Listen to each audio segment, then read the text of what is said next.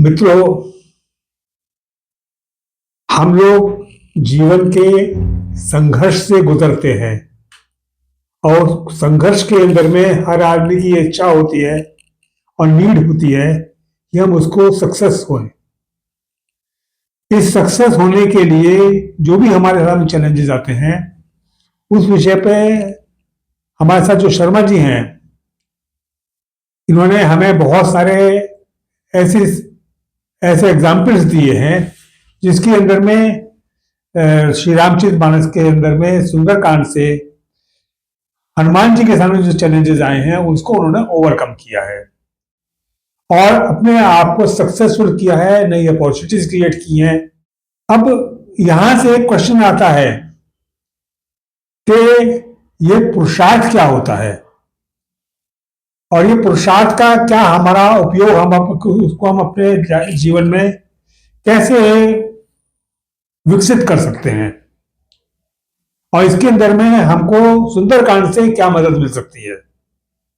यही हमारे जीवन का उद्देश्य है कि जो भी हम कर रहे हैं उसके लिए सक्सेसफुल हो। मेरे साथ शर्मा जी हैं, वीके शर्मा जी हैं। ये गरासिम के अंदर वाइस प्रेसिडेंट थे। उसके बाद में इन्होंने गहन अध्ययन से इन सब चीजों में शोध किया है और ऐसी तरीके से इनको एक्सप्लेन किया है जिससे हमने किसी और व्यक्ति से सुना नहीं। तो शर्मा जी, आपका स्वागत है और आज आप हमको इस विषय में ज्ञान दीजिए। धन्यवाद गुप्ता जी।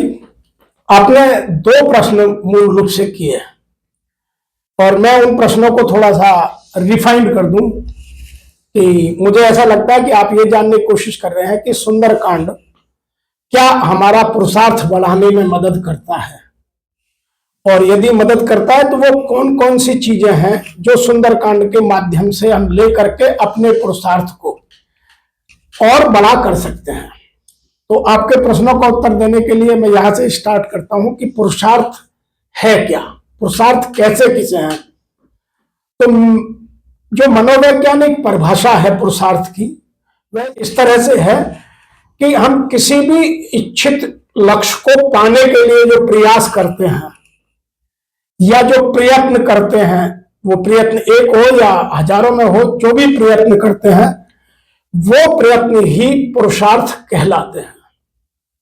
तो पुरुषार्थ में दो चीजें हो गई। सबसे पहले हो गया एक आपका लक्ष्य, कि आपने अपना एक लक्ष्य डिजाइन किया कि मुझे लक्ष्य पाना है और उसको पाने के लिए जो मुझे एक्शन करने हैं, काम करने हैं, वो पुरुषार्थ है। और जीवन के 4 पुरुषार्थों की चर्चा सुंदरकांड में की गई है और हर कोई यही कहता है कि यदि मेरा जीवन मुझे सफल बनाना है तो मेरा धर्म, अर्थ, काम और मोक्ष, इनको पुरुषार्थ चतुष्टय हमारे धार्मिक ग्रंथों में कहा गया है। और यदि ये चारों पुरुषार्थ किसी के सफल हो जाते हैं तो वह अपने आप को सफल व्यक्ति मानने लगता है और वह क्या, दुनिया भी उसको सफल व्यक्ति मानते हैं। अब हमें समझना है कि ये चारों जो जीवन के उद्देश्य हैं, धर्म है, अर्थ है, काम है, मोक्ष है, इनमें पुरुषार्थ कैसे काम करता है और हनुमान जी ने सुंदरकांड में किन किन पुरुषार्थों के माध्यम से इन चारों पुरुषार्थों को हमारे जीवन में दर्शाने की या बाबा तुलसीदास ने हमें बताने की कोशिश किया। तो सबसे पहले पुरुषार्थ पैदा कैसे होता है, हम इस बात को समझें। तो सबसे पहला जो पुरुषार्थ पैदा करने का साधन है वह है पुरुषार्थ किसी भी विवेकशील व्यक्ति का लक्ष्य प्राप्ति का होना होता है। तो हम अपना सबसे पहले अपने विवेक से लक्ष्य को निर्धारित करें। हमें यही नहीं पता है कि जब हम सुबह उठते हैं तो मेरे आज का लक्ष्य क्या है या मेरे जीवन का लक्ष्य क्या है। और लक्ष्य किसी का भी कुछ ना कुछ सदैव रहता है। हम जब सुबह उठते हैं तो वह चाहे हम आलस्य में अपनी नींद को बड़ा करने का लक्ष्य कर लें तो वह आलस्य और प्रमाद में चला जाएगा, या हम अपने जीवन में कोई महान काम करने का अपना लक्ष्य निर्धारित कर लें तो हम महानता की ओर मुड़ जाएंगे। तो लक्ष्य के बगैर इस दुनिया में कोई व्यक्ति नहीं है। और यदि मैं हिंदू माइथोलॉजी के हिसाब से देखूं तो पेड़ पौधे भी लक्ष्य के बगैर नहीं है और जीव जंतु भी लक्ष्य के बगैर नहीं है। सुबह में हिरन जब अपने आंखें खोलता है तो वो अपने भोजन की तलाश में, हरी हरी घास की तलाश में जंगल में जाता है। तो उसका लक्ष्य है उस दिन का कि मैं अपने जीवन को और बेहतर बनाने के लिए अच्छा पौष्टिक हरी हरी घास का भक्षण करूं। लेकिन उसी जंगल में शेर का लक्ष्य है कि मैं हिरन का शिकार करूं और बहुत सॉफ्ट मीट खा करके अपनी भूख का, अपनी क्षुधा का निवारण करूं। तो वह भी अपने भोजन की तलाश में जाता है। और हिंदू शास्त्रों में यह भी लिखा हुआ है कि जीव जीवस्य भोजनम, एक जीव दूसरे जीव का भोजन है। तो यह चीज हमें माननी ही पड़ेगी। मानव को यह चीज जाननी बहुत आवश्यक है कि हम जब अपना लक्ष्य बनाए तो एक विवेकशील लक्ष्य बनाए, केवल भोजन तक का ही लक्ष्य ना हो। इसीलिए धर्म अर्थ काम मोक्ष की बात हमारे उत्थान के लिए कही जाती है। दूसरा जो मोक्ष या जीवन को और बड़ा करने का जीवन का पुरुषार्थ है, वह पुरुषार्थ है कि हम अपने लक्ष्य को कितना समग्र तरीके से, बिना किसी का नुकसान पहुंचाए, बिना किसी को हानि पहुंचाए यदि हम प्राप्त करते हैं तो वह लक्ष्य हमारा परोपकारवादी हो सकता है, वह हमारा धर्म का लक्ष्य हो सकता है, वह हमारे मोक्ष का लक्ष्य हो सकता है। तीसरा उदाहरण कि जब हम अपनी शक्तियों का प्रयोग दूसरे के भलाई के लिए, दूसरे के उत्थान के लिए, दूसरे के उन्नति के लिए, दूसरे की प्रोग्रेस के लिए करते हैं तो भी हमारा पुरुषार्थ सफल होता है। तो साधारण शब्दों में पुरुषार्थ वह है जब हम अपने किसी भी काम को अपनी चॉइस के अनुरूप, अपनी लक्ष्य की प्राप्ति के लिए दूसरों की आवश्यकताओं को ध्यान में रखते हुए काम करते हैं। यह पुरुषार्थ है। और यही पुरुषार्थ हमें समझाने की सुंदरकांड में बाबा तुलसीदास जी ने हनुमान जी के माध्यम से की है। तो मैं यहां यह कहना चाहता हूं कि पुरुषार्थ का संबंध हमारे मन से है कि हमारे मन में हमने किस तरह की वैल्यू पैदा कर रखी है और किस तरह के बिलीव मैंने अपने जीवन में बना लिए हैं। तो यदि मेरे बिलीव मेरे जीवन में प्रेरणा देते हैं, जब भी कोई समस्या आती है तो मेरे बिलीव ही मुझे प्रेरणा देते हैं कि मुझे ये करना चाहिए, ये नहीं करना चाहिए, ये उचित होगा, ये उचित नहीं होगा, तो मैं उन बिलीवों को ठीक करूं। यह सुंदरकांड हमें समझाने की कोशिश करता है।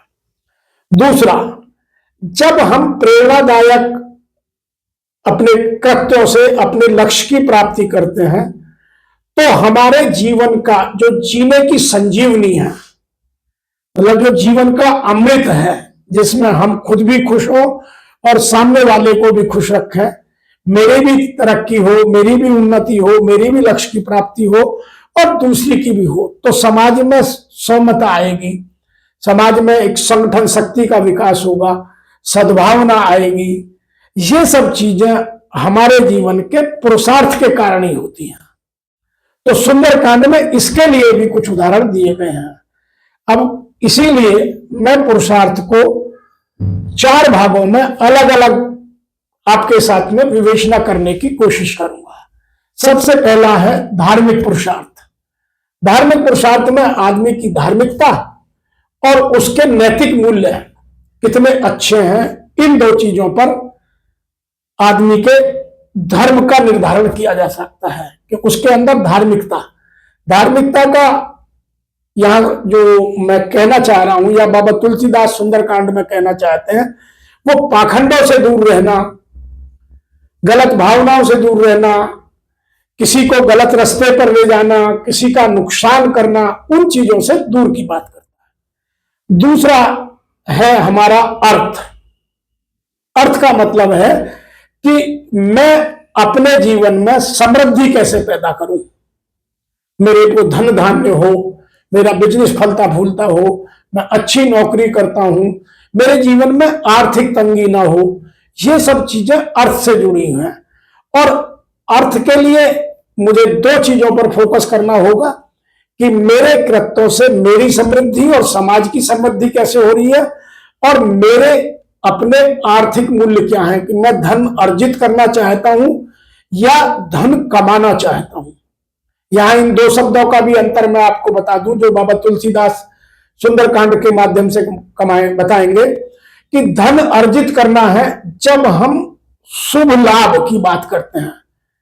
शुभ का मतलब है कि अच्छे मीन्स से पैसा कमाते हैं, अच्छे तरीके से पैसा कमाते हैं, किसी का नुकसान नहीं करते हैं, किसी को हानि नहीं पहुंचाते हैं, किसी का शोषण नहीं करते हैं, किसी को परेशानी नहीं करते हैं, तो यह शुभ है। और एक है पैसा कमाना, मेरे को पैसे की जरूरत है, मैं ट्रेन में जा रहा हूं, मैंने किसी की जेब काट ली, वो भी पैसा कमाना है, लेकिन जिनकी जेब कटी उसका तो नुकसान हुआ, तो वो धन अर्जित करना है, वो धन कमाना नहीं है।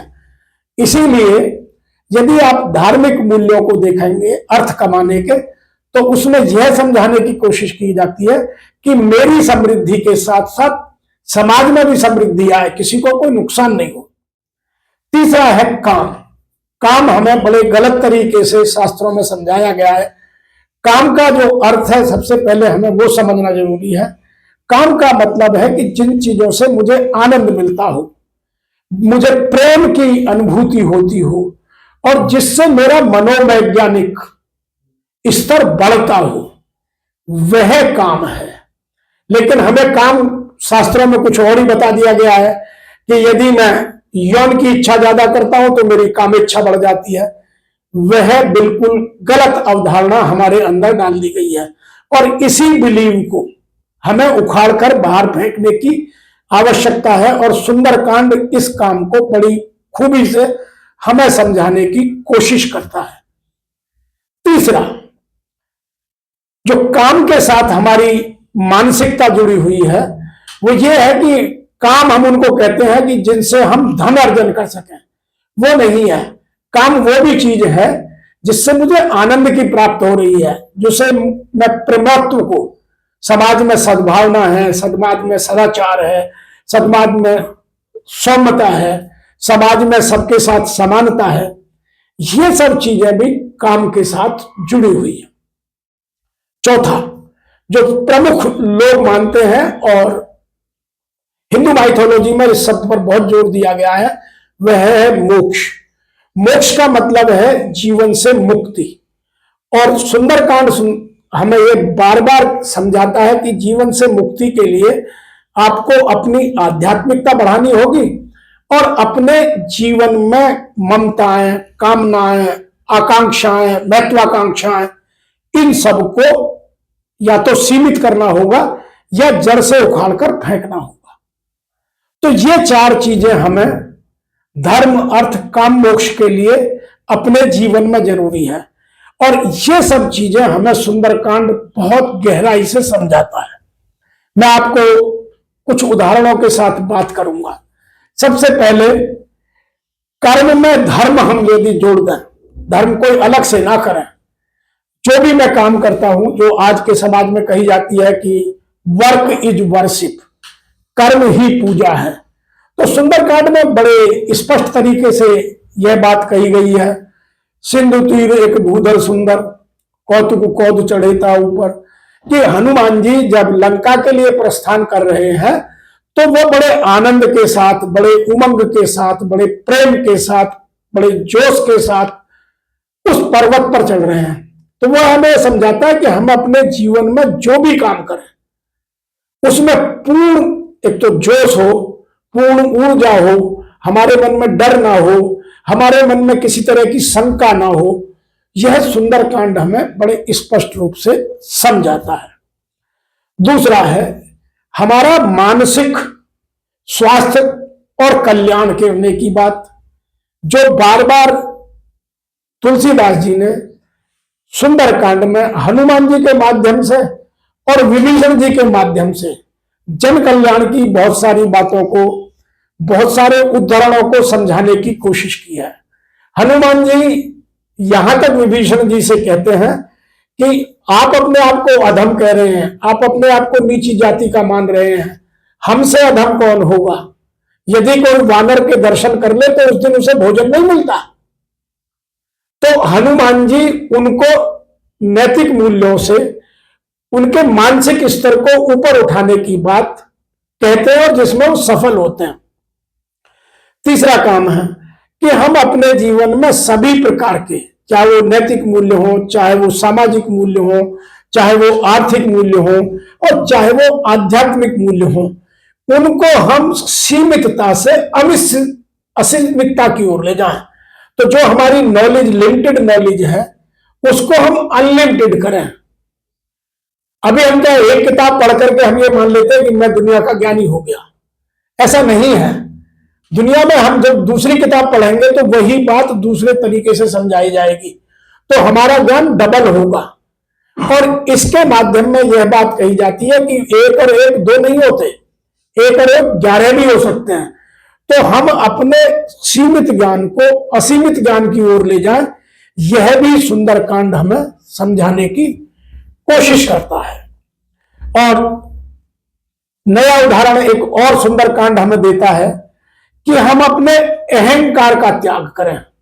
जब हनुमान जी का सुरसा के साथ वार्ता होती है तो हनुमान जी कैसे बड़े बनते हैं और फिर बड़े बनकर छोटे बनते हैं और अपने अहंकार का त्याग कर अपने लक्ष्य की प्राप्ति की ओर आगे बढ़ जाते हैं।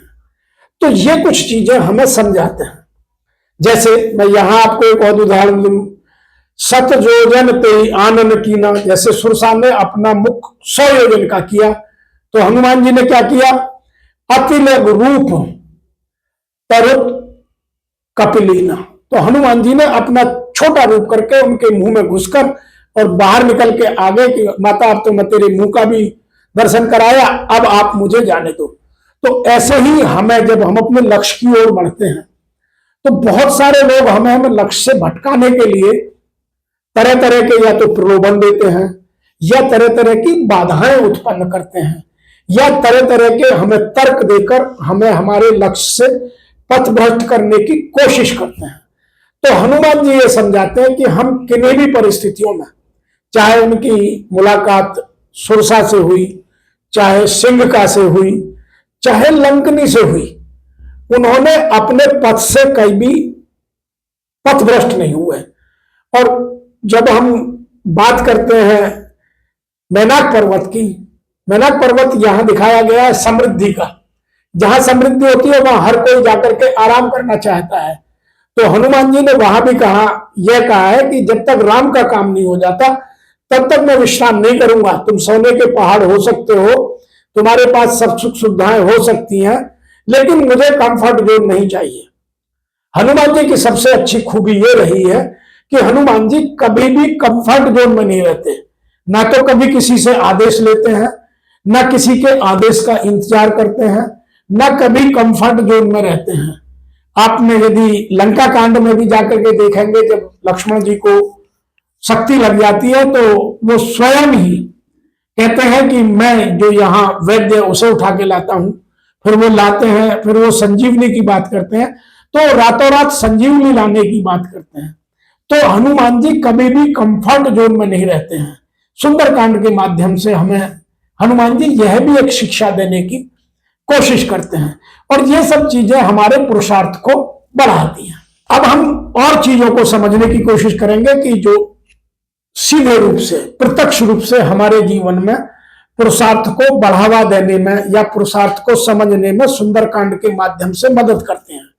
सबसे पहला है, जब माता सीता की खोज के लिए वो समुद्र लांघने गए तो उन्होंने अपने संकल्प को, अपने उत्साह को, अपने आत्मविश्वास को पूरी तरह सुव्यवस्थित किया। और यह हम सबके लिए एक बहुत बड़ी शिक्षा है कि हम अपने जीवन में जब भी कोई, चाहे वो धर्म का काम हो, चाहे वो अर्थ का काम हो या काम का क्षेत्र हो या मोक्ष के लिए हम कोई काम करें, तो ये तीनों चीजें अपने जीवन में स्पष्ट रूप से उत्साह को पूर्ण बना के रखें, संकल्प शक्ति को, दृढ़ता को अपनी जगह रखें और अपने आत्मविश्वास को पूर्णतः बनाए रखें। दुनिया में इन चीजों को कम करने वाले लोग तरह तरह के उदाहरण देकर हमें छोटा करने की या पथ भ्रष्ट करने की बार बार कोशिश करते हैं। दूसरा उदाहरण जो मैं मैनाक पर्वत का अभी दिया कि अपना धैर्य और संयम, यदि हम दो चीजें अपने जीवन में बनाए रखेंगे तो हम कभी भी कंफर्ट जोन में नहीं जा सकते। कंफर्ट जोन में हम तभी जाते हैं या तो मेरा अनुशासन या संयम बोल जाए, टूट जाए, या मैं अनुशासित ना रहूं और मेरा धैर्य जवाब देने लगे। तो हनुमान जी ने यहां अपना धैर्य और अपना संयम, चाहे रावण के दरबार का उदाहरण लीजिए, उन्होंने अपना धैर्य कहीं नहीं खोया है। चाहे आप जब लंका दहन की बात करिए तो उन्होंने तब भी अपना धैर्य नहीं खोया है। उन्हें पता है मुझे किसका घर जलाना है, किसका नहीं जलाना है। अशोक वाटिका नहीं जलानी है तो अशोक वाटिका नहीं जलाई, विभीषण का घर नहीं जलाना है तो नहीं जलाया। ऐसे ही हमें अपनी बुद्धिमत्ता, जिसे लेवल ऑफ इंटेलेक्चुअल कहते हैं, हमें अपने बौद्धिकता का स्तर हमेशा ऊंचा रखना चाहिए। और समस्या का समाधान तभी होता है कि जब हम समस्या के स्तर से ऊपर की बौद्धिकता उसके समाधान खोजने में लगाते हैं। एक बहुत प्रमुख हिंदी की कहावत है कि यदि आपको किसी भी समस्या को सुलझाना है तो उसके एक लेवल ऊपर जाकर के अपनी बौद्धिकता का प्रयोग कीजिए तो समस्या सुलझेगी। और यदि आप में एक लेवल के ऊपर की बौद्धिकता नहीं है तो समस्या आपसे सुलझने वाली नहीं है। तो यहां हमें यह समझाने की बात की गई है कि आप अपने बौद्धिकता के स्तर को ऊंचा रखिए। तभी उन्होंने सुरसा के मुंह में घुसकर लंकनी का मर्डर कर, लंकनी की हत्या कर अपने आप को, अपने पुरुषत्व को, अपने पुरुषार्थ को आगे बढ़ाया है। अगली बात, जब वो लंका में प्रवेश कर रहे हैं तो उन्होंने दो नैतिक मूल्यों को, जो पुरुषार्थ के लिए बहुत जरूरी हैं, उनको स्पष्टतः प्रत्यक्ष रूप से हमें बताने की, हमें समझाने की, हमें दर्शाने की कोशिश किया। और वो दोनों जो नैतिक मूल्य हैं वो है सतर्कता और दृढ़ता। सतर्कता क्या है, जब लंका में घुसे हैं तो लंकनी मिलती है और लंकनी उनसे कहती है कि अरे चोर, तुम कहां जा रहे हो? तो उन्होंने सीधा कहा कि तुम मुझे तो चोर कह रही हो और तुम्हारा राजा जो रावण है वो हमारी माता सीता को चुरा लाया, वो तुम्हें दिखाई नहीं देता। तो यह सतर्कता से ही उत्तर दिया जा सकता है। यहां लॉजिक की जरूरत नहीं है, यहां जरूरत है कि मेरे पास पहले से डेटाओं का या आंकड़ों का कितना संकलन है। तो हमें दृढ़ता और सतर्कता अपने व्यवहार में, अपने आचरण में, अपने काम में रखना बहुत जरूरी है। एक बात और यहां बार बार बाबा तुलसीदास हनुमान जी के माध्यम से हमें मैसेज देने की कोशिश करते हैं कि हम सकारात्मकता को कभी ना छोड़ें।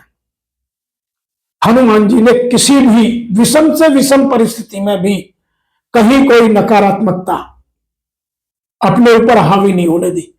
जब लंका में पहली बार गए और माता सीता को उन्होंने हर एक महल में जाके ढूंढा और माता सीता कहीं नहीं मिली, तो मेरे जैसा कोई साधारण मानव होता तो हार मान लेता कि शायद लंका में सीता माता है नहीं, ये गलत खबर दे दी है जटायु ने या किसी और ने, यहां नहीं है, मैं इतने घरों में घूम चुका, अब मैं कहां कहां और ढूंढूं। लेकिन हनुमान जी ने अपने धैर्य को, अपनी सतर्कता को, अपने नकारात्मक विचारों को बिल्कुल दूर रख करके अपनी दृढ़ता को, अपनी धैर्यता को, अपने आत्मविश्वास को बनाकर माता सीता को खोजने का प्रयास जारी रखा। साधारण मनुष्य थोड़ी देर के बाद ही, एक या दो फेलियर के बाद ही अपने काम को छोड़ने में लग जाता है कि ये मुझसे नहीं हो सकता, ये मेरी क्षमताओं के बाहर है, मैं ये काम नहीं कर सकता। ये हमारी दृढ़ता का द्योतक नहीं है। इसीलिए हनुमान जी से हमें पुरुषार्थ के लिए ये चीज समझना बहुत जरूरी है।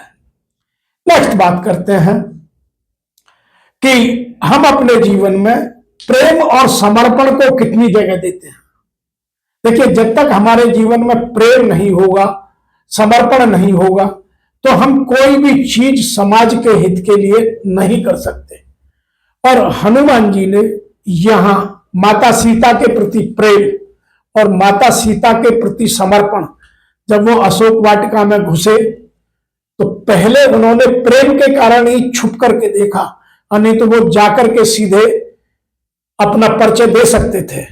लेकिन अपना परिचय क्यों नहीं दिया? उसके पीछे दो कारण थे कि यहां माता सीता पहले से ही दुख में बैठी हैं, और यदि मैं सीधी जाके बात करूंगा तो उनको ऐसा लगेगा कि कहीं रावण का भेजा हुआ कोई राक्षस तो नहीं है, तो वो मुझ पर विश्वास नहीं करेंगे।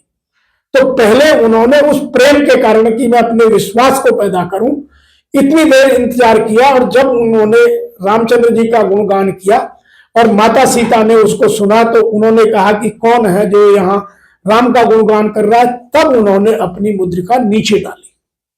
तो जो समय का सदुपयोग है, समय की जो गति है, समय के अनुसार जो कृत्यों का निरूपण है, वह हनुमान जी हमें समझाने की कोशिश कर रहे हैं कि हम अपने जीवन में इन चीजों को विशेष रूप से ध्यान दें। अगली बात करते हैं, नए नए अवसर पैदा करना और अन्याय के खिलाफ अपनी आवाज उठाना। जब हनुमान जी माता सीता की खोज में अशोक वाटिका पहुंच गए, माता सीता का दर्शन हो गया, तो उन्होंने वहां भी अपनी बुद्धिमत्ता का परिचय दिया और उनसे कहा कि माता मुझे भूख लग रही है। तो उन्होंने माता सीता से परमिशन लेकर के अशोक वाटिका में फल खाने का काम किया। यदि हम जैसा कोई साधारण मानव होता तो फल खाता और वापस आके फिर माता सीता के पास बैठ जाता और कहता कि मेरा काम पूरा हो गया, मैं चल लौटता। लेकिन हनुमान जी ने ऐसा नहीं किया। हनुमान जी ने वहां अवसर को ग्रहण करके अपने अन्याय के विरुद्ध आवाज उठाने की, बुलंद करने की क्षमता को दर्शाया है। उन्होंने फल खाए या नहीं खाए इसका प्रमाण मानने की कोई जरूरत नहीं है, लेकिन तोड़े जरूर। उन्होंने अशोक वाटिका को उजाड़ना प्रारंभ किया, और अशोक वाटिका को उजाड़ने के पीछे कारण यह था कि यार जो अच्छे लोग हैं वो तो भूखे मर रहे हैं, वो तो दुखी हैं, और जो बुरे लोग हैं, जो अन्याय कर रहे हैं, वो सब मीठे फल खा रहे हैं। तो ये समाज में अन्याय के विरुद्ध खड़े होने की आवाज दिखाता है। आज हमारे समाज में हर तरह की बुराई हो रही है, लेकिन कोई आवाज नहीं उठाता। सब कहते हैं कि यार जो हो रहा है होने दीजिए, मेरा क्या। लेकिन हनुमान जी कहते हैं कि नहीं, यदि समाज की बुराई मिटानी है तो किसी ना किसी को आवाज उठानी ही होगी। यह पुरुषार्थ का सबसे बड़ा उदाहरण हनुमान जी देते हैं। तो उन्होंने अपनी आवाज उठाकर और अपने साहस से नए अवसर पैदा करके रावण तक जाकर के अपनी अप्रोच कर ली, रावण को जाके समझाने का प्रयास किया। सुंदरकांड में बाबा तुलसीदास जीवन की एक अलग और विधा है कि हम लोग सोचते हैं कि सत्संग जीवन में, सत्संग का मतलब है अच्छी बातों की चर्चा करना, अच्छी बातों की परिचर्चा करना, अच्छी बातों का चिंतन करना, तो ये इनका कोई महत्व नहीं है। लेकिन तुलसीदास जी ने विभीषण जी और हनुमान जी के बीच संवाद कराकर सत्संग की महिमा को दर्शाने का कोशिश की है। और इससे पहले हनुमान जी और लंकिनी के बीच जो वार्तालाप हुई है उससे सत्संग को दर्शाने की कोशिश की है। और जब तक हम अपने जीवन में चिंतन नहीं करेंगे, जब तक मनन नहीं करेंगे, जब तक अच्छी चीजों को ग्रहण नहीं करेंगे, वो जीवन में सफलता का क्रम उत्कृष्ट नहीं बन सकता। और यह सब करने के लिए हमें सत्संग करना जरूरी है। सत्संग के दो मतलब यहां बाबा तुलसीदास समझाने की कोशिश कर रहे हैं पुरुषार्थ के माध्यम से, कि एक तो हम समाज के हित के लिए क्या कर सकते हैं उस पर आप सदैव फोकस करें, और दूसरा जो अच्छी चीजें हैं उनका विस्तार, उनका प्रचार और प्रसार अधिक से अधिक तक लोगों तक कैसे करें। इसीलिए तुलसीदास जी ने अपनी बात को भी यहां कहने की कोशिश किया, क्योंकि उन्होंने रामचरितमानस लोगों के सत्संग के कारण ही लिखी। अदरवाइज 15वीं शताब्दी में तो मुगलों का शासक था। यदि इस बात को वो आगे नहीं बढ़ाना चाहते थे, धार्मिकता को या धार्मिक मूल्यों को आगे नहीं बढ़ाना चाहते, तो उस समय में रामचरितमानस लिखकर उन्हें कोई धनोपार्जन तो हुआ नहीं। उनकी इच्छा ही ये थी कि मैं लोगों को अपने धर्म के जो गूढ़ रहस्य हैं उनको समझाकर उनके अंदर बौद्धिकता का विकास करूं। तो उन्होंने यह बात भी हमें सुंदरकांड के माध्यम से समझाने की कोशिश की है। एक बात और भी आती है कि जब हम में बहुत बल होता है, जब हम में बहुत साहस होता है, जब हम में बहुत ज्ञान होता है, तो हम निरंकुश हो जाते हैं। आप देखिएगा, वो धन बल हो, रूप का बल हो, वो बाहुबल हो, राजनीति का बल हो, या किसी और चीज का बल हो, जब भी मानव में बल की अधिकता हो जाती है तो मनुष्य निरंकुश हो जाता है। लेकिन यहां हनुमान जी पूरे सुंदरकांड में, पूरी रामचरितमानस में कहीं भी अपने आप को निरंकुश नहीं दिखाते हैं, और वो बार बार अपने अदम्य साहस और अपनी शक्ति से बार बार अपने ज्ञान को विज्ञान के साथ जोड़कर मानव की भलाई के लिए नए नए उदाहरण पैदा करते हैं। तो जब उन पर मेघनाथ ने ब्रह्म बाण छोड़ा तो उन्होंने विज्ञान के हिसाब से, अपने गुरु बड़े जनों के हिसाब से उनका आदर करते हुए अपने आप को नागपाश से बंधा लिया। तो यह भी शिक्षा हमें देने की कोशिश की जा रही है कि मेरे ज्ञान का स्तर या मेरे बल का स्तर कितना ही भी हो, लेकिन मैं कभी भी निरंकुश ना बनूं। मेरे जीवन में सदैव लोगों के प्रति करुणा, लोगों के प्रति दया, लोगों के प्रति सद्भावना, लोगों के प्रति उनकी उन्नति की बात हो, कभी उनकी उपेक्षा की बात ना हो। तो यह हनुमान जी हमें सुंदरकांड के माध्यम से समझाने की कोशिश कर रहे हैं। एक बात हम और गलती करते हैं, वह भी यहां समझना जरूरी है कि अधिकतर लोग अपनी दृष्टि सर्प दृष्टि की तरह रखते हैं, लेकिन बाबा तुलसीदास जी यहां हनुमान जी के माध्यम से हमें गरुड़ दृष्टि पैदा करने की शिक्षा दे रहे हैं कि हम अपनी दृष्टि का, अपना विजन इतना बड़ा हो, मेरे देखने का दायरा, किसी भी समस्या को हल करने का दायरा, किसी की मदद करने का दायरा इतना बड़ा हो कि उससे बहुत सारे लोगों का भला हो सकता हो। और यदि मैं ये सब नहीं कर सकता हूं तो फिर मैं स्वार्थी हो जाऊंगा। तो जो लोग सर्प दृष्टि से किसी समस्या को ढूंढते हैं, उसका हल ढूंढते हैं, उसको हल करने की कोशिश करते हैं, वो अधिकतर स्वार्थी हो जाते हैं। और जिनके विजन बड़ा होता है, जिनका हॉरिजन बड़ा होता है, इसलिए देखा होगा आपने कि मंदिर भी ऊंची जगह बनाया जाता है। कोई भी धार्मिक स्थल है, या तो वो दुर्गम जगह पर होगा या ऊंचाई पर होगा, उससे भी यह माध्यम देने, उस माध्यम से भी यह शिक्षा देने की कोशिश की जाती है कि हमारा धार्मिक दायरा भी बड़ा हो, हमारा विजन भी बड़ा हो, हमारा धार्मिक दायरा भी बड़ा हो, हमारा परोपकार भी बड़ा हो, हम ज्यादातर लोगों की मदद करें। और यह बात भी यहां हमें सुंदरकांड के माध्यम से बाबा तुलसीदास जी ने समझाने की कोशिश की है। एक और उदाहरण कि हम अपने जीवन में ऑब्जर्वेटरी जो स्किल है, ऑब्जर्वेशनरी जो पावर है, उसको बहुत स्ट्रांग बनाए ताकि कोई भी अवसर हमसे छूटे ना। अक्सर लोगों के पास अवसर आते हैं और लोग उसे जाने देते हैं कि उन्हें पता ही नहीं चलता कि कब अवसर आया और कब चला गया, और बस ये रोना रोते रहते हैं कि यार हमारे जीवन में तो कभी उन्नति का अवसर ही नहीं आया, हम प्रोग्रेस कहां से करते, हम तो बहुत दीन अवस्था में, बहुत ही कम रिसोर्सेज में अपना जीवन जी रहे। लेकिन उन्हें बहुत बार अपॉर्चुनिटी आती है और हम उन अपॉर्चुनिटी को मिस करते रहते हैं। तो बाबा तुलसीदास जी ने सुंदरकांड के माध्यम से हमें यह बात समझाने की कोशिश की है कि हम अपनी ऑब्जर्वेटरी पावर को बढ़ाएं। और यहां जब हनुमान जी माता सीता को खोजते खोजते अपने को थका हुआ महसूस कर रहे हैं, तो उन्होंने अपनी ऑब्जर्वेटरी पावर से एक चीज देखी। विभीषण जी के घर के बाहर, जिसको बाबा तुलसीदास लिखते हैं कि रामायुध अंकित गिरह शोभा बरन न जाए, नव तुलसी का व्रत देख हर्ष कपराय, कि कपिराज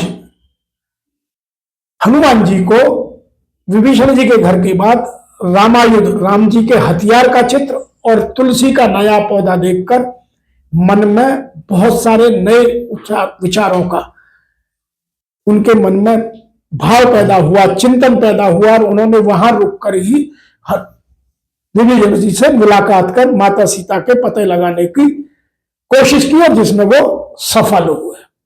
तो ये चीजें भी हमें कि अपने जीवन में हमारी ऑब्जर्वेटरी पावर बहुत स्ट्रांग होनी चाहिए, ताकि एक भी अपॉर्चुनिटी हमसे मिस ना हो। एक बात और है कि जब कभी आपदा आती है तो हमारे हाथ पैर फूल जाते हैं, हम डरने लगते हैं कि यार बुरा वक्त आ गया, अब क्या होगा। लेकिन हनुमान जी का व्यवहार सुंदरकांड में कैसा दिखाया है, जब रावण कहता है कि इस वानर की पूंछ में आग लगा दो, तो हनुमान जी जानते हैं कि आपदा को अवसर में कैसे बदला जाए। और ये उन लोगों के लिए शिक्षा भी है जो नया स्टार्टअप शुरू कर रहे हैं। आज की डेट में नौकरी तो मिलती नहीं है, तो लोग अपना अपना काम स्टार्ट कर रहे हैं। ये उन लोगों के लिए शिक्षा भी है कि आपदा में अवसर कैसे खोजा जाए। हनुमान जी ने अपना कुछ इन्वेस्ट नहीं किया, कपड़ा तेल दोनों लंका के, अपनी केवल पूंछ को बढ़ाया, मौका लगते ही पूरी लंका को जलाया।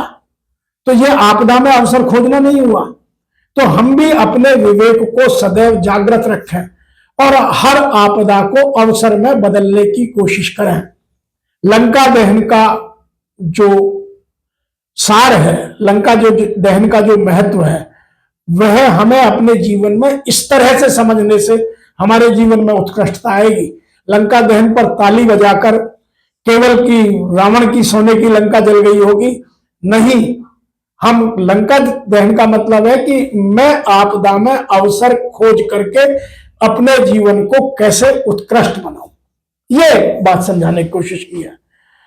आगे और सकारात्मक सोच के कितने जीवन में महत्व हो सकते हैं, तरह तरह के उन्होंने उदाहरण हनुमान जी के माध्यम से हमें समझाने की कोशिश की है। जैसे समुद्र के पार जाना, सीता जी की खोज में अपने विश्वास और धैर्य को बनाए रखना, सदैव असीमित शक्ति को ही श्रेय लेना। यहां असीमित शक्ति से मतलब है कि जिसको हम अपना पूजनीय मानते हैं, जिसको हम अपना ईश मानते हैं। हनुमान जी ने किसी भी काम का श्रेय, किसी भी काम के हनुमान जी कभी कर्ता नहीं बने। उन्होंने सारा श्रेय प्रभु श्री राम को या अन्य किसी को दिया है। वो कोई भी काम में कर्तापन का भाव अपने अंदर पैदा नहीं होने देते हैं। और आज का मनुष्य सबसे पहले कर्तापन का भाव, काम करे ना करे। और आज राजनीति में तो ये बात कूट कूट करके भरी है, काम कोई और कर रहा होगा, मैं श्रेय कैसे ले जाऊं। ऐसे ही हमारे जीवन में काम माँ बाप ने किया होगा, बड़े भाई ने किया होगा, किसी रिश्तेदार ने किया होगा, लेकिन श्रेय लेने की कोशिश हम करते हैं। तो आज तो उल्टा श्रेय लेने की कोशिश होड़ मची हुई है।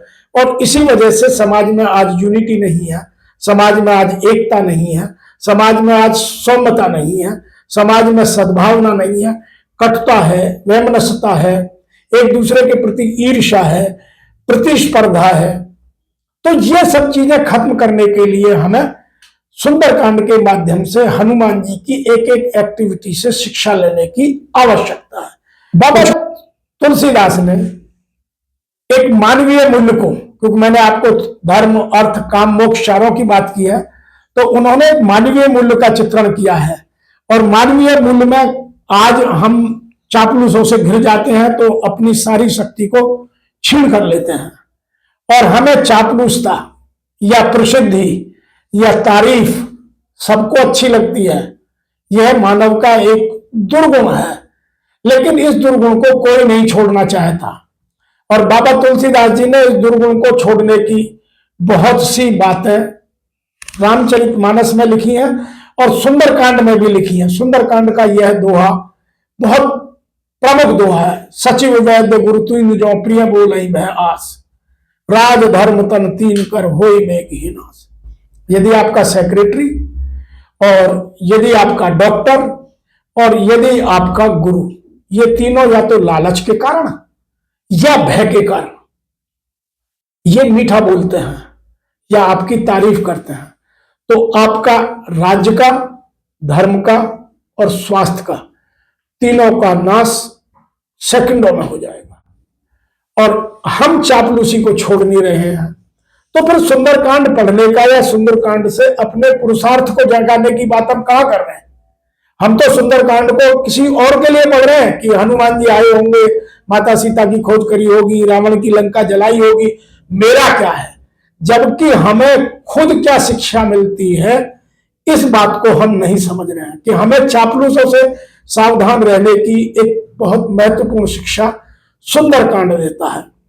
ऐसे ही एक और मानवीय भूल हम जीवन में सब लोग करते हैं, वो है आत्ममुग्धता। आत्ममुग्धता मीन्स मैं सबसे बड़ा, मैं नहीं होता तो क्या होता, मैं नहीं होता तो घर कैसे चलता, मैं नहीं होता तो ये कंपनी कैसे चलती, मैं नहीं होता तो भारत का प्रधानमंत्री कौन बनता। अरे सनातन है, जंगल में एक बरगद का पेड़ टूट जाने से जंगल समाप्त नहीं होता। तो ये जो आत्ममुग्धता है, इसको दूर करने के बहुत सारे उदाहरण बाबा तुलसीदास जी ने हनुमान जी के माध्यम से, रावण के माध्यम से और विभीषण के माध्यम से, मंदोदरी के माध्यम से हमें समझाने की कोशिश की है। मैं कुछ उदाहरण देता हूं। जैसे जब रावण विभीषण को लात मार करके अपनी आत्ममुग्धता में, अपने अहंकार में भगाता है, तो बाबा तुलसीदास जी ने वही लिखा है कि तभी उसके वैभव का नाश हो गया। तो हम यदि आत्ममुग्धता में सही को सही और गलत का गलत आकलन नहीं कर रहे हैं, तो हम फिर क्रोध में, अहंकार में या प्रेम में, आत्ममुग्धता केवल अहंकार और क्रोध में नहीं दिखती, आत्ममुग्धता कई बार प्रेम में भी हम अंधे हो जाते हैं। जो प्रेम हमारी कामनाओं का, हमारी लालसाओं का, हमारी महत्वाकांक्षाओं का उदाहरण मैं अनेकों दे सकता हूं। मैंने बहुत बड़े बड़े बिजनेसमैनों को आज की डेट में फेल होते देखा है, क्योंकि उन्होंने अपनी वर्किंग कैपिटल निकाल करके उन कामों में लगा दी जहां से रिटर्न आई नहीं और बिजनेस फेल हो गया। ये उनकी अपनी आत्ममुग्धता थी। मैं आज कितने रियल एस्टेट के ओनर बता सकता हूं जिन्होंने बहुत पैसा कमाया, लेकिन आज वो दिवालिया निकाल चुके हैं, कंपनियां डिसॉल्व हो रही हैं, एनसीएलटी में मुकदमे चल रहे हैं। तो वो उनके आत्ममुग्धता का उदाहरण यदि उन्होंने सुंदरकांड से समझ लिया होता तो शायद ये गलती ना की होती। तो हम सुंदरकांड को उस तरीके से पढ़ें, समझें कि मैं अपने जीवन की समस्याओं का निदान किस तरीके से कर सकता हूं। ऐसे ही जब शक और सारण आकर के रावण को सलाह देते हैं कि हनुमान जी यहां आपकी लंका जला गए, वहां उन्होंने विभीषण जी का जाते ही राज तिलक कर दिया। दोनों भाई बहुत बलवान हैं, वो खाली वनवासी दो नर नहीं है, वो तो प्रभु श्री राम और लक्ष्मण है। लेकिन रावण है कि अपनी आत्ममुग्धता के कारण केवल एक उदाहरण पकड़ लिया कि वो तो समुद्र से विनय कर रहे हैं और वो तो मूर्ख है, और वहां तो विभीषण का भी ऐसे नाश होगा जैसे अनाज के साथ घुन पिस जाता है, जौ का कीड़ा कहता है। तो आत्ममुग्धता के अनेक उदाहरण हमें समझाने की कोशिश की गई है। ऐसे पुरुषार्थ को बड़ा करने के लिए हमें दंड से पहले विनय करने का प्रावधान बाबा तुलसीदास जी ने समुद्र और प्रभु श्री राम के माध्यम से प्रतिपादित किया है कि आप साम दाम दंड भेद की नीति जीवन में जब भी अपनाएं तो सबसे पहले विनय से शुरू करें, क्योंकि यदि हम डायरेक्ट दंड पे चले जाते हैं तो बहुत सारी चीजें हम गलत कर देते हैं। और वही बात को बाबा तुलसीदास जी ने बहुत अच्छे तरीके से चित्रित किया कि प्रभु श्री राम ने विभीषण जी से पूछा, विभीषण जी ने उन्हें सलाह दी कि समुद्र तो आपके कुलगुरु हैं, आप जाकर के उनसे निवेदन कीजिए, उनसे रास्ता मांगिए, वो आपकी मदद करेंगे। प्रभु श्री राम जाते हैं, विनय करते हैं। हालांकि लक्ष्मण जी को ये बात अच्छी नहीं लगती है, लेकिन प्रभु श्री राम फिर भी जाते हैं। लेकिन समुद्र अपनी आत्ममुग्धता में, देखिए ये भी एक आत्ममुग्धता का उदाहरण है, आता ही नहीं है। लेकिन जब 3 दिन बीत जाते हैं तो प्रभु श्री राम को क्रोध आता है। तो साम दाम दंड भेद की नीति का भी उदाहरण है, आत्ममुग्धता का भी उदाहरण है और जीवन में पुरुषार्थ का भी उदाहरण है।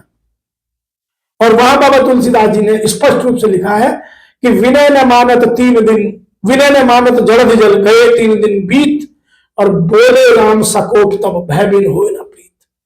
कि यदि मैं इसे भय नहीं दिखाऊंगा, ये तो जड़ है, इसीलिए जलद जल लिखा है वहां।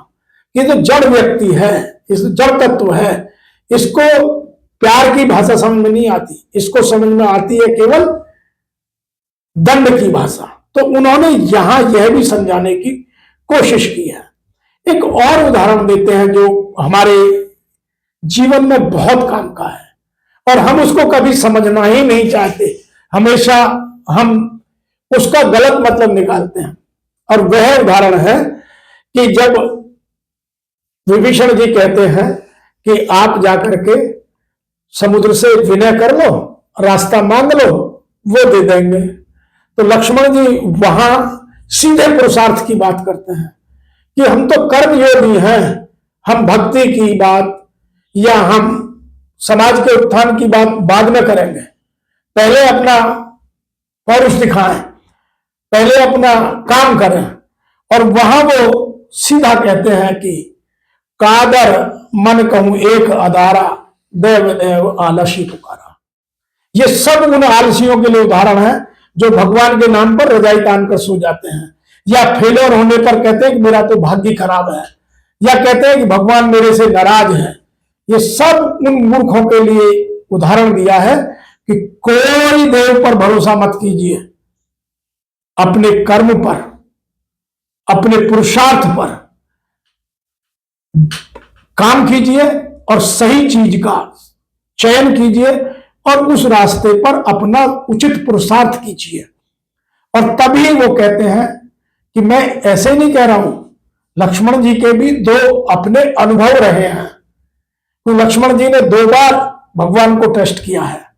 जब शाम को राज तिलक की रामचंद्र जी को खबर मिलती है कि कल सुबह आपका राज तिलक होगा, तो पूरी अयोध्या में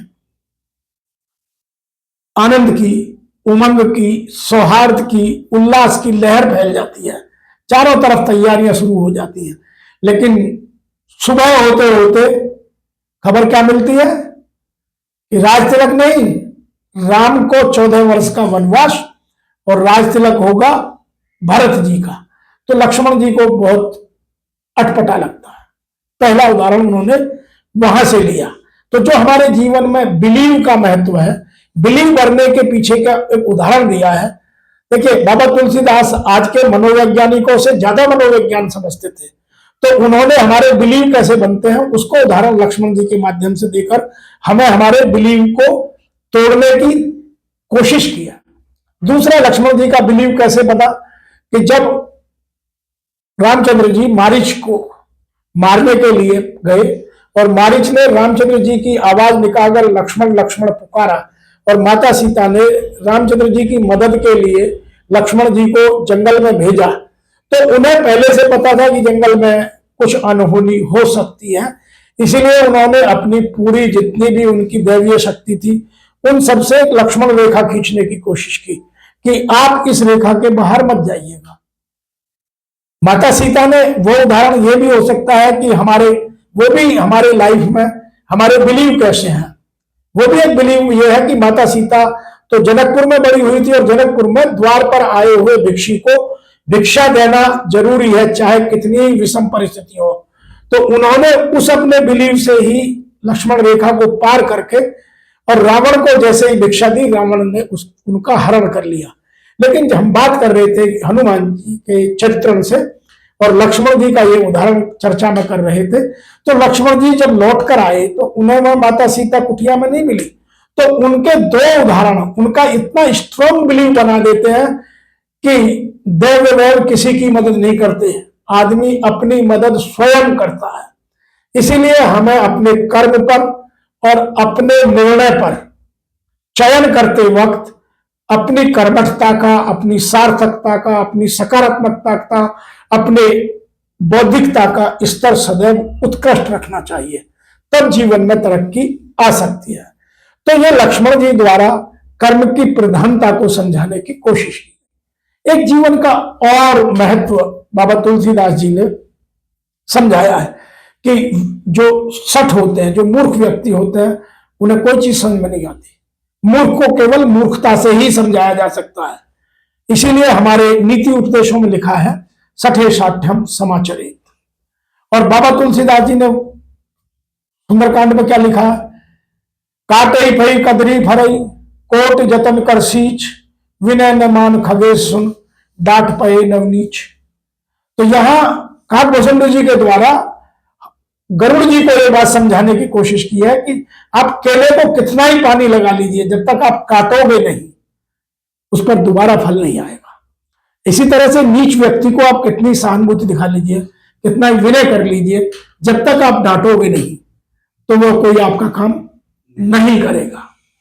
तो इस सठे साठम समाचरित को उन्होंने इस माध्यम से लिखने की कोशिश की है। ऐसे जो व्यक्ति जिनमें जड़ तत्व की अधिकता है, क्योंकि मानव शरीर ही पांचों जड़ तत्वों से बना है।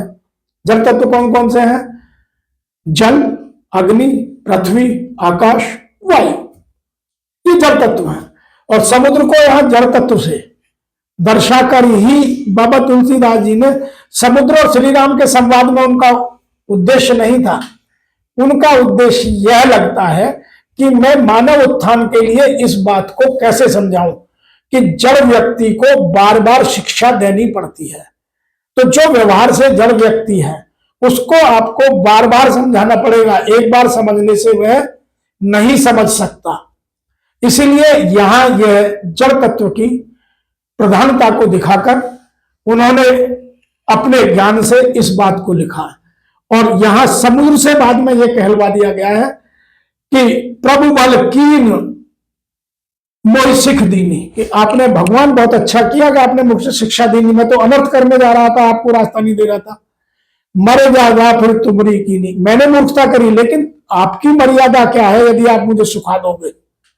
तो यहां से भी हमें समझाने की कोशिश की है कि हम अपनी मर्यादाओं का सदैव ध्यान रखें, जड़ व्यक्ति को समझाते वक्त भी।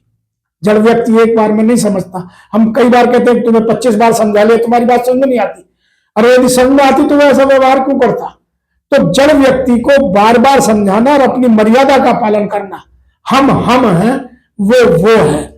उसका ज्ञान और मेरा ज्ञान कभी बराबर नहीं हो सकता। तो हम अपनी मर्यादाओं को किसी भी जड़ व्यक्ति के सामने तोड़े नहीं। हम क्या एक दो बार समझाने के बाद गुस्सा करने लगते हैं, हाथ उठाने लगते हैं, बच्चे को पीटने लगते हैं। अरे बच्चे की बुद्धि यदि हमारी बराबर हो तो फिर हम बड़े किस बात के, हमारा विवेक किस बात का? तो बच्चों को जो मारते हैं उनको समझाने के लिए उन्होंने ये बात कही है कि हम अपनी मर्यादाओं का सदैव पालन करें। ऐसे ही एक और है, जब हम समाज में रहते हैं तो समाज के प्रत्येक व्यक्ति का महत्व है। समाज में कोई छोटा नहीं, कोई बड़ा नहीं। टीम भावना को बाबा तुलसीदास जी ने बहुत गहन तरीके से हमें समझाने की कोशिश की है कि हम प्रत्येक व्यक्ति की कॉम्पिटेंसी समझें, उसकी कैपेबिलिटी समझें, उसकी स्किल को समझें, उसकी चातुर्य को समझें, उसकी बुद्धिमत्ता को समझें और उसका समय आने पर सदुपयोग करें। तो जब भारत की ओर से श्रीलंका की तरफ पुल बनाया जा रहा था, जिसको कोई लोग कुछ कहते हैं, कोई कुछ कहते हैं, कोई कुछ कहते हैं, लेकिन उसका तात्पर्य यह है कि हम अपनी टीम के प्रत्येक व्यक्ति की कॉम्पिटेंसी को समझें, उसकी कैपेबिलिटीज को समझें, उनका ठीक से सदुपयोग करें। तो उनको यहां समुद्र ने यह बताया कि आपकी वानर सेना में नल और नील नाम के दो वानर ऐसे हैं, वो जिस भी पत्थर को हाथ लगाएंगे वह पत्थर पानी में डूबेगा नहीं, तर जाएगा। आप उसे बांधिए और बाद में उससे पार हो जाइए। ये एक उदाहरण है, एक मेटाफर है। हमको उसको पत्थर करने से नहीं लेना है, हमें समझना यह है कि हर व्यक्ति में कुछ ना कुछ अच्छाइयां होती हैं। हम अपनी अच्छाइयों को अपने विकास के लिए, उसके विकास के लिए, समाज के विकास के लिए कैसे यूज करें। और जब तक हम यूज नहीं करेंगे तब तक समाज में उत्कृष्टता नहीं आएगी। तो आज हम इन चर्चाओं के साथ आज इस बात का समापन करते हैं कि सुंदरकांड में पौरुष को बढ़ाने के, चाहे वो धार्मिक पौरुष हो, चाहे वो आर्थिक पौरुष हो, चाहे वो काम का पौरुष हो और चाहे वो आध्यात्म का पौरुष हो, हर तरह के उदाहरण बाबा तुलसीदास ने तरह तरह से समझाने की कोशिश की है और हमारे मानव जीवन को उत्कृष्ट बनाने की उत्कृष्ट रचना सुंदरकांड के माध्यम से की है। यदि आपका कोई और भी प्रश्न है तो आप मुझसे पूछ सकते हैं। मुझे एक डाउट है, एक सवाल है दिमाग में। जैसे आपने बोला धर्म कर्म अर्थ मोक्ष, तो हम मोक्ष ऐसे कह सकते हैं कि हमें अपनी इच्छाओं पर विजय प्राप्त करना, ये मोक्ष की प्राप्ति है हमें। पटेल जी, ऐसा है, पहली बात तो यह है कि यदि आप अपने हिंदू माइथोलॉजी के अतिरिक्त किसी और को देखें तो कहीं भी मोक्ष की बात नहीं है, क्योंकि मोक्ष का जो वर्णन है केवल हिंदू माइथोलॉजी में, जो हिंदू माइथोलॉजी में पुनर्जन्म होता है। और मोक्ष जो आपने बात की कि हम अपनी आकांक्षाओं को, अपनी महत्वाकांक्षाओं को, अपनी ममताओं को, अपनी आवश्यकताओं को जिस दिन हम शून्य कर लेंगे तो उस दिन हम हर चीज से डिटैच हो जाएंगे, तो जीते जी मोक्ष मिल जाएगा। जिस मोक्ष की कल्पना हम स्वर्ग में जाकर या किसी दूसरी दुनिया में जाकर करते हैं, यदि मेरा जीवन आज ही सभी कामनाओं से, सभी ममताओं से, सभी आवश्यकताओं से रहित हो गया तो जीवन में आनंद ही आनंद है, संतुष्टि संतुष्टि है, फिर उससे बड़ा मोक्ष कहां मिलेगा।